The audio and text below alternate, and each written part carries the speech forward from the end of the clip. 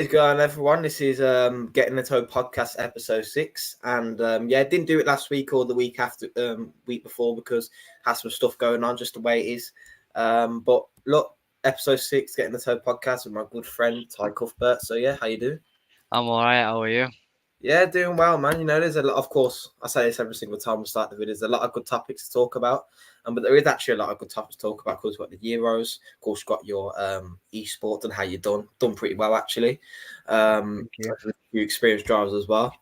So yeah, we've got Euros, esports, Formula One, you know, Silverstone coming up. Cannot wait for Silverstone. And of course, karting and so on, so on. But, you know, like, first off, to start the video, what I'm really interested in is your esports, and yeah, man, tell me and the viewers how you think it went. It was an interesting round Silverstone, because it was Silverstone International, so it's not the traditional Silverstone you would normally race Oh, on for touring cars. But qualifying didn't go to plan. First lap it was all right. I didn't use any hybrid because I just wanted to set a benchmark, just to make sure that I had the pace normally. And after that, I went for my second lap and just got in a bit of traffic. Totally my fault. Just mistimed it, the run, and then I decided to go out on my third run, which I timed awfully. So I think I started 19th or something. It might have been a bit lower, to be fair. It was probably like 24th or something. I can't remember. Um, race one. It's been a while now. I forgot. I think I've made my way up the pack a little bit. Got in an incident, yeah, dropped back, and made my way up a little bit. Then race two, I was on the soft tyre, so I had to go forward in this race, maximise the softs. And I did all right. I was in the points. I think I was in 13th or something. You know, I was doing all right for myself. Then obviously at the start, a lot of the quick lads got taken out, so they were just catching up and putting silly moves, and it got to a massive group of us. There must have been about 4 or 5 cars, maybe more, just battling for the points. And I was pretty much in the middle of it all. And they just shot past me, and I was like, I'll just follow them, you know, follow their line, see where they're braking. Um, and then I think the tyres just went off, but because there were so many of us battling, it was just bunching us further and further back.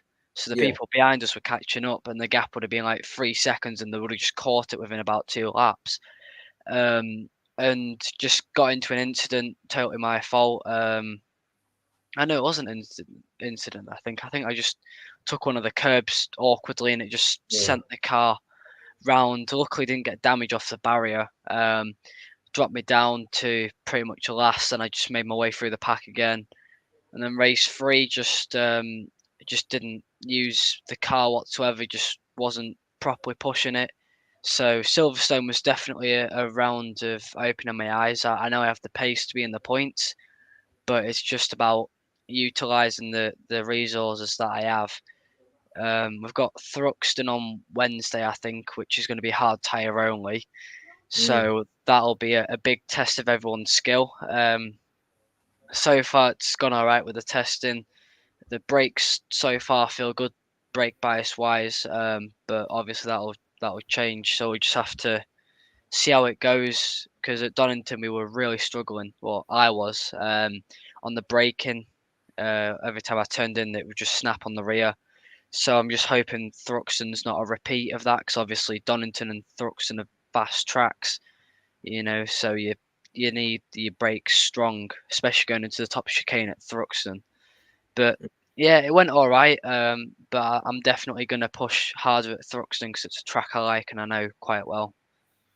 and yeah, look, you're driving there with a lot of experienced esports driving. You're actually doing pretty well. You know, getting up there in the pack, even though you went down to last, you still showed your determination. You carried on going forward, and yeah, what kind of cars you're driving? I always forget what cars you're driving. What kind of cars you're driving? It's like your typical Honda Civic, Hyundai, Ford Focus, BMW, Mm. Cupras, Vauxhall Astras, and Toyotas, Infinitis. I think that's it. I think I've named all of them. I'm pretty sure that's it. Yeah. Yeah. So, um, Tell me more about Thruxton, man, because I on the simulator I haven't drove that track. I'm sure you have, because you know that's one of your favorite tracks, as you just said. But yeah, tell me more about Thruxton and how it's like, as like briefly. It's good. It's very realistic to real life. If you go on R Factor 2, obviously it's been laser scanned to Mm. be the closest it can be. The final chicane is very realistic to real life. If you take too much inside of the curb, you get track limits and you bounce. Same again with the left and right. If you take too much, you'll get track limits.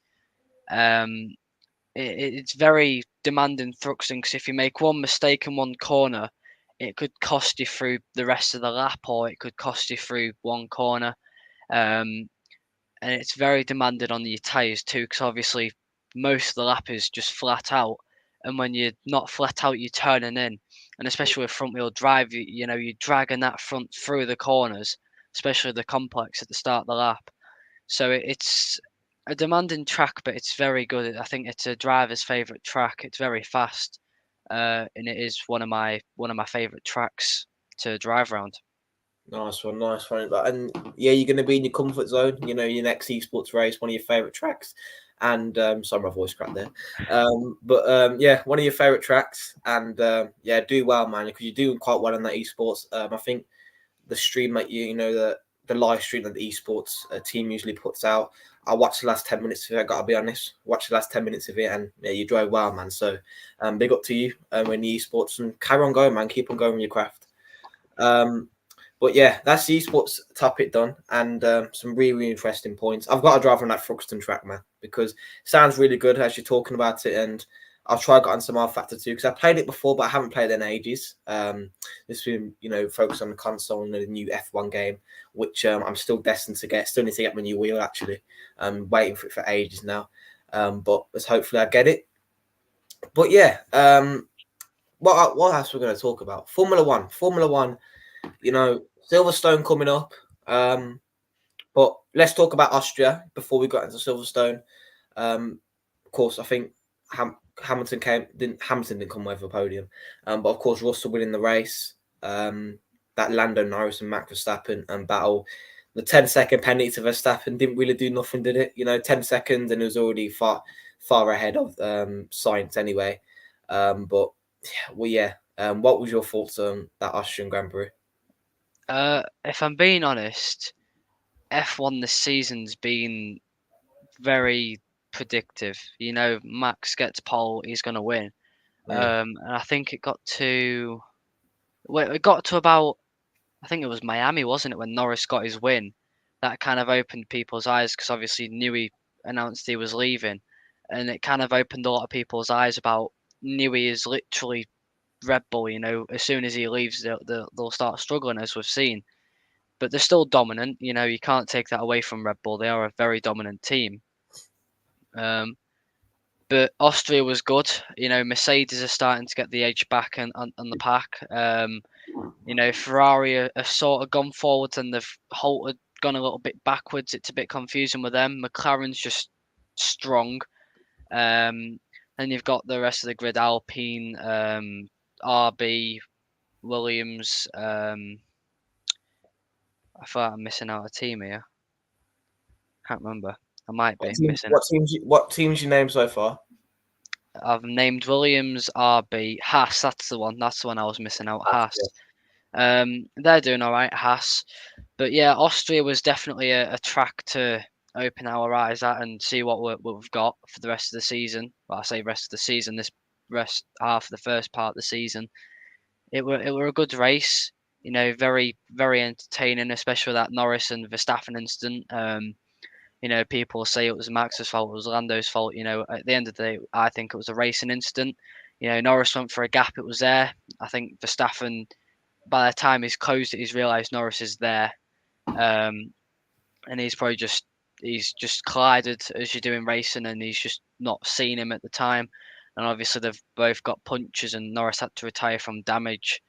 But as you said, that penalty for Verstappen isn't going to affect him whatsoever. You know, he's still going to get that 10 seconds and just, you know, demolish whoever he's got in front of him. Um, But yeah, it was a good Grand Prix, good qualifying. Checo's getting there. I feel like this season he's struggled a little bit with the car, but he's starting to get his way back into it now. And obviously Silverstone, he's done well around Silverstone in the Yeah, past. yeah. So we'll just we'll pray and hope. Well, I say pray and hope. We know he's going to do well.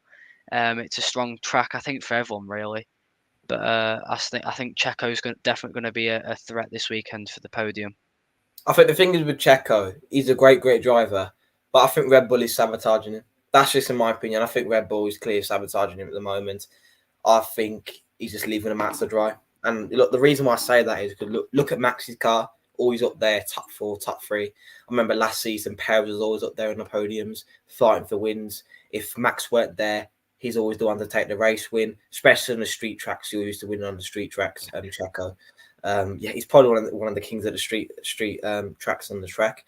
But yeah, I just think that if you compare the times between them both, I know Perez is driver. I know Perez is a good driver. I know that he can at least get close to Max Verstappen in that Red Bull. But I just think they're leaving him out to dry. And the thing is, what the problem of leaving Perez out to dry is that the more they give Perez a slow car, and the reason look, I say that because I think they are giving him a slow car. The more they give him a slow car, I think the more they'll hamper their points in the constructors. Because of course you need two drivers to score points in the constructors. Verstappen's probably the only one who's scoring top points. Perez is always in the points as well, usually. But I'm on about like top 5, top 4 podiums. Perez used to fight podiums all the time, but now all of a sudden he's down there. Something's not right over there, in my opinion. Don't know what upgrade they put on his car. Don't know what they did, but it's not going well for Checo at the moment. I hope he does well because not Red Bull because I'm not really a fan of the Red Bull team, but individual like Perez is a really good driver, and I want him to get close to Max because I want more people to challenge Max. I don't want Max to run away with the title. You know what I'm saying? So like Lando's challenging Max. Sometimes the Ferraris challenge Max, not so much. The Ferraris are just drop down again. Let's hope they go up somehow during the season. Yeah, we just need someone to challenge Max, in my opinion. But yeah, in my opinion, I think they're sabotaging Checo. But I don't know what we got to say about that around there. But let's see if Checo does improve over the years, and I hope not over the years, over the season, and of course Lewis Hamilton as well. Getting his first podium. I mean, how many seasons, which is really well. But this Austria Grand Prix, I don't think Hamilton really had the hand of it. Like I know we finished I think we finished top 5. It's been ages now since Austria. It feels like ages, and I don't really remember it so much. But Lewis is starting to get up there, like you said. That Mercedes is on the up. But yeah, the Austria Grand Prix as a whole, really good racing, especially between Lando and Max. And that's really what I'd say about the Austria Grand Prix. It's one of the best races so far this season, especially in the front line. One of our best races this season. And you just know, I want to be on to Silverstone now. And you just know that Silverstone always brings us good races. I remember that one time where I think it was 3 wide going into the last corner before the main straight on Silverstone, and then Hamilton went through Through goes Hamilton. Yeah, through goes Hamilton, and then Perez got him on the last corner. Then Leclerc went past Hamilton. Hamilton just didn't have the power at that time, but yeah, it was great racing there from Hamilton, Perez, and I think it was Sainz. Leclerc. But yeah, you always get great racing here at Silverstone. And how do you think this weekend's going to turn out? I think it's going to be interesting because I think this is going to be one of the closest British Grand Prix we've seen in a few years. Obviously with everyone being close together. I think that a lot of people are going to surprise us. Maybe like Haas. I think that they're slowly getting there. Williams are kind of just thereabouts. Alpine, whatever they did at Austria, seem to have worked because they seem to be doing all right now. But I think Max has kind of got a big, bullseye on the back of his car. People before couldn't see it. Now people can see it, Yeah. and they can challenge him for it. And Max knows he's got that behind him, and he's going to have to drive aggressively. and maybe that's why he did what he did at Austria. You know, he might have just got a bit too aggressive. You know, all racing drivers get a little bit too aggressive at times. You know, if especially if it's a Grand Prix close or race close to your heart, you know, you are going to get your elbows out properly. But I think the British Grand Prix, I think Russell, well, all the Brits have got a good chance. I think Alpine, as I said, they're going to do all right. I think Piastri is definitely going to be up there. I think he's probably got a podium in himself. Obviously, Checo, you know, I want him to do the best he can. I hope he gets a top four this weekend. You know, a podium, even better. You know, to properly show the Mexicans what he's made of, and show Verstappen and Red Bull that he's not just a second driver. He's there to challenge Max and be a champion. Yeah, you know, I think Perez can challenge Max, but I just think that Red Bull is kind of holding him back. But Perez got a lot more to show, and let's see that if Perez can, you know, turn up in Silverstone, because you know he usually does good at Silverstone. Let's see if he turns up. But yeah, you're going to expect a good race here, especially in the front line. You're going to expect a really, really good race. It's a really, really good track. Lots of corners, lots of straights. Really, really balanced. That's what I like about this track. Plenty of overtaking opportunities, plenty and plenty. That's what you want to see. You know, an F1 fan or F1 driver, or even a driver karting. You want to see a lot of overtaking opportunities. You know, to get far the field as possible.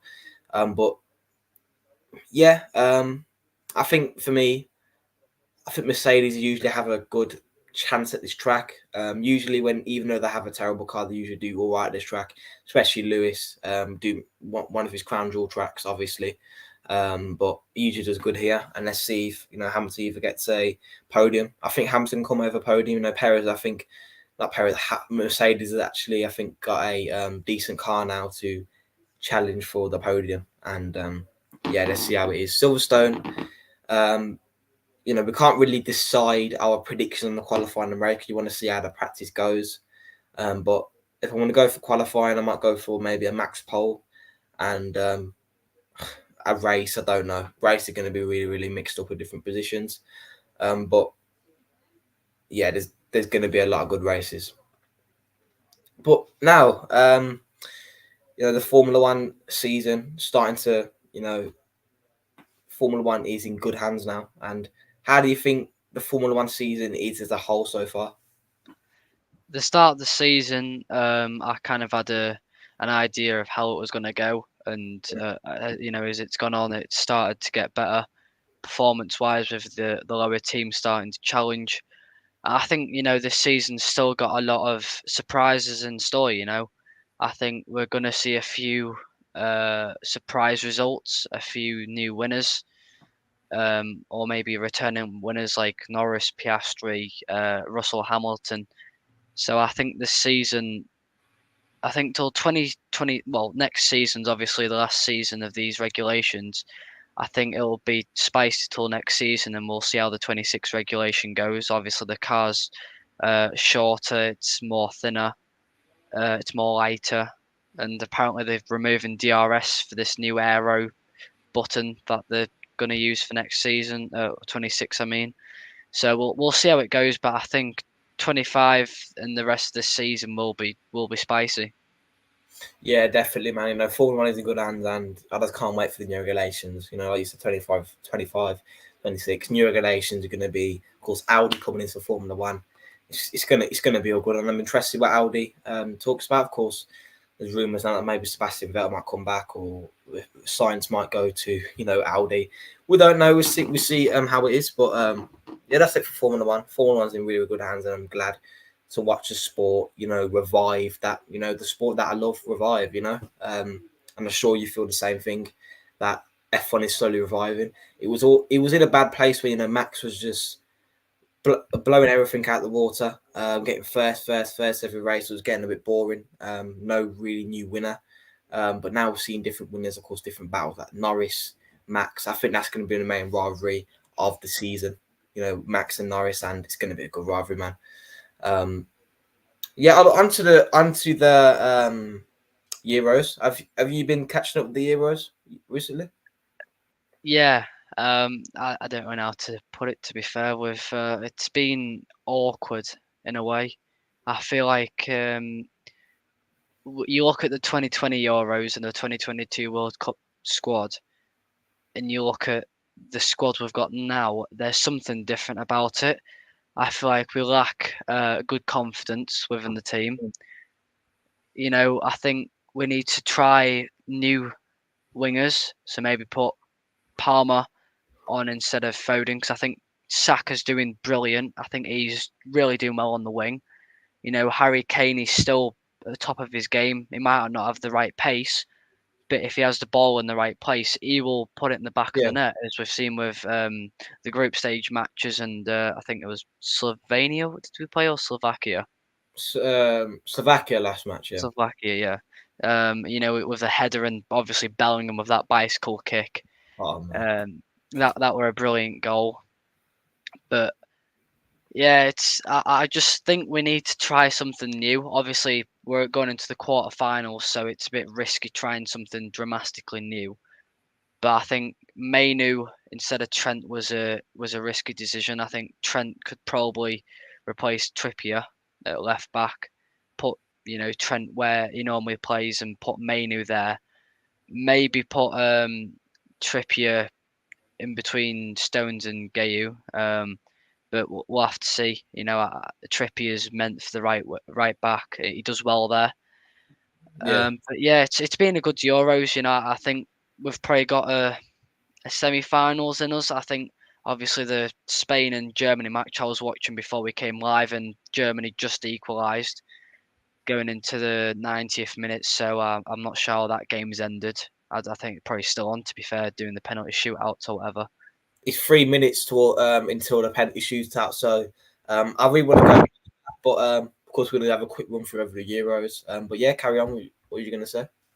Yeah, that'll be an interesting game because I seen Spain winning. And I was like, if Spain knock Germany out, that'll help a lot of teams. Mm.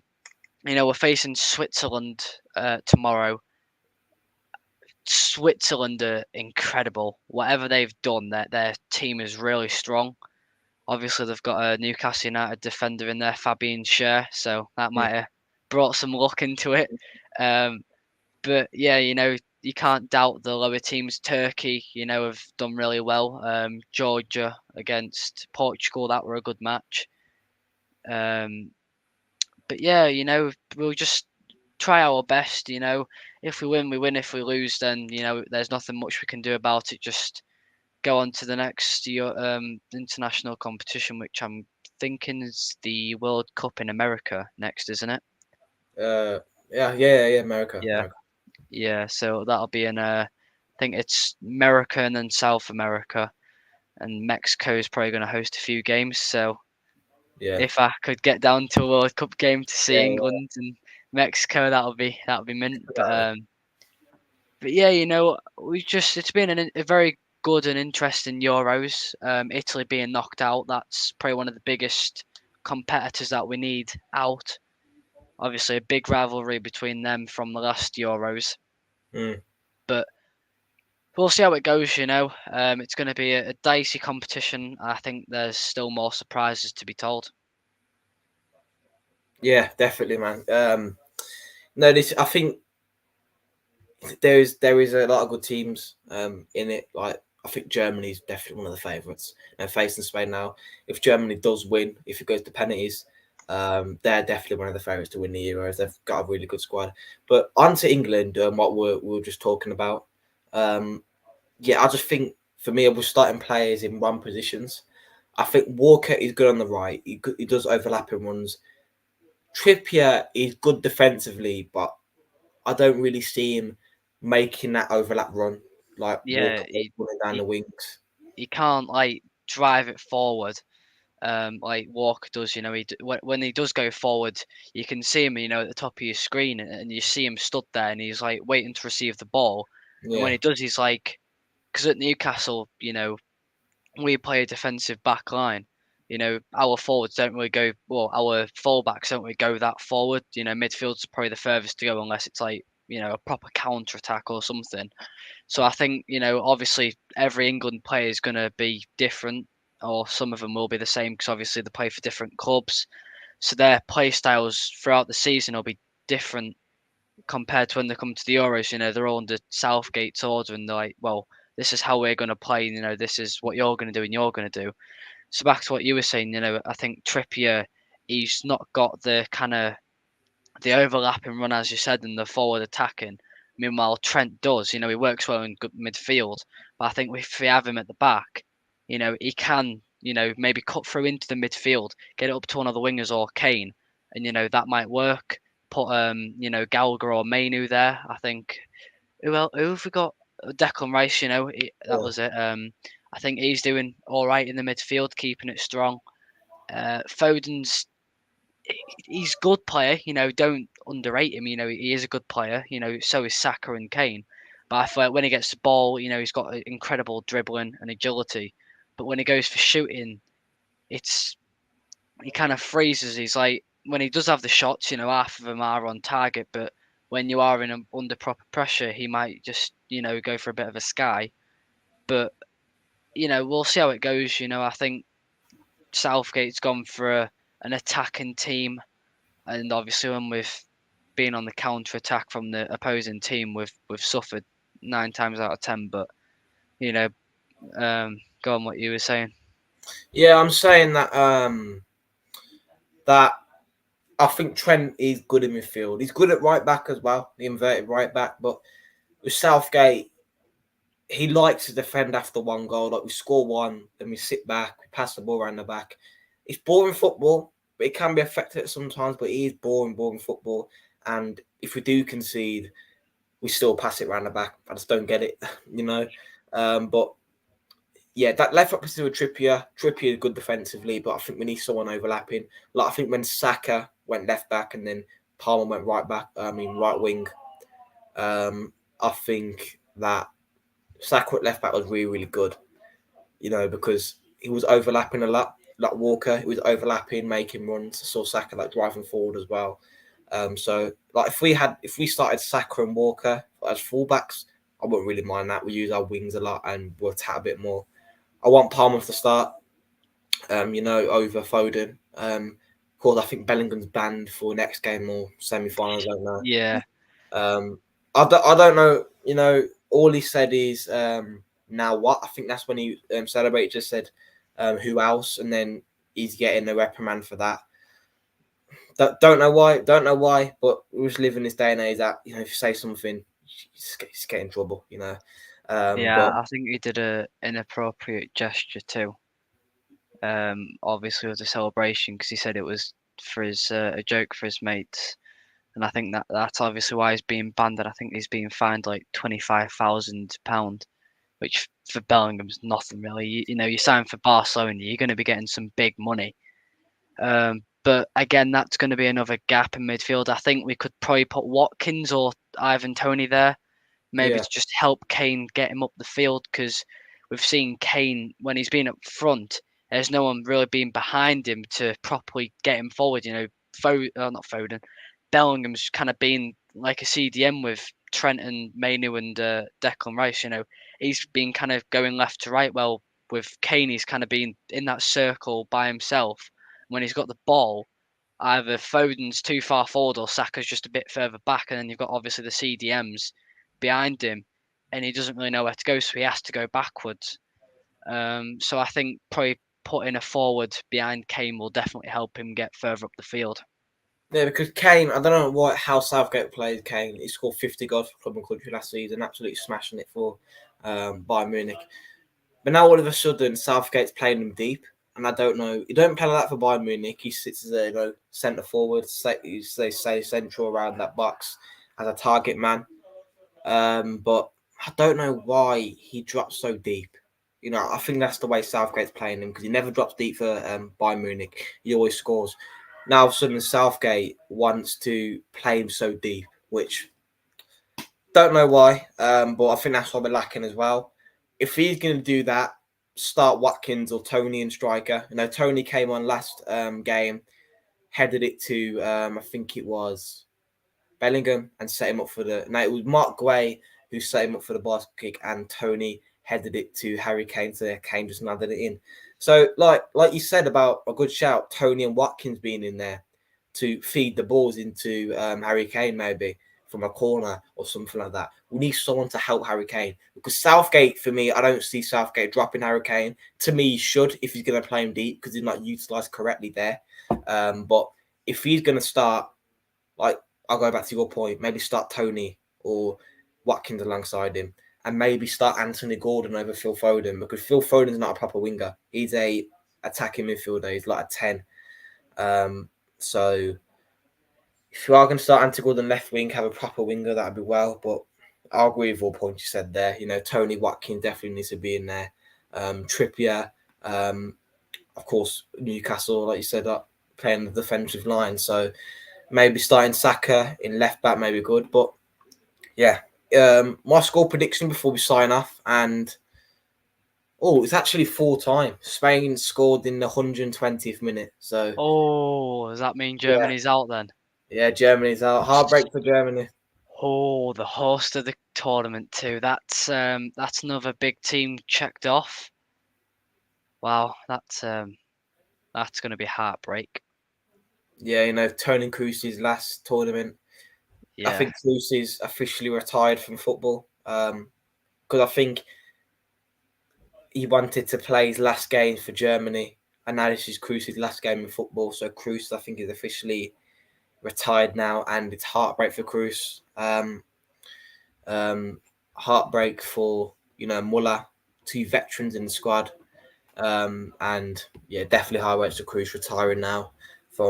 He retired from club football, but he weren't done with international football. He wanted to play the Euros, but yeah. So heartbreak for Germany, Spain going through. They deserve it. Spain, having a really good group stage. Yeah, brilliant group stage, and some good players in there as well. And yeah, Spain has a really good squad.